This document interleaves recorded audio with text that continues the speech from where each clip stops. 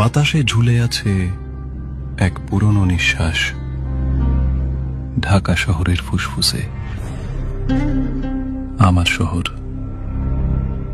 এক সময় জীবনের কেন্দ্র, আজ কেবল অতীতের প্রতিধ্বনি। মিরপুর স্টেডিয়ামে একদিন ছিল উল্লাস, করতালির ঢেউ। আজ সেখানে শুধু ঘাসের বিছানা আর নিস্তব্ধতা। মিরপুর 10-এর মেট্রো স্টেশনে যে ট্রেন একসময় মানুষ বহন করত, এখন শুধু লতা পাতা ধরে রেখেছে ভাঙা রেল লাইন।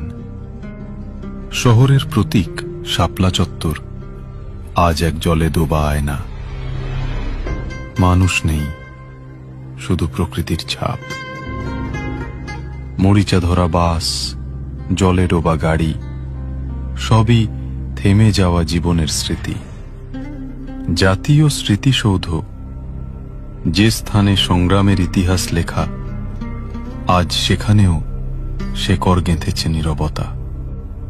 ভাঙা জানালা দিয়ে হাওয়া গায় এক বিষণ্ণ গান। পিচের ভেতর থেকে গজিয়ে ওঠা গাছ বলে দেয়, মানুষ হেরেছে, শহর হেরেছে।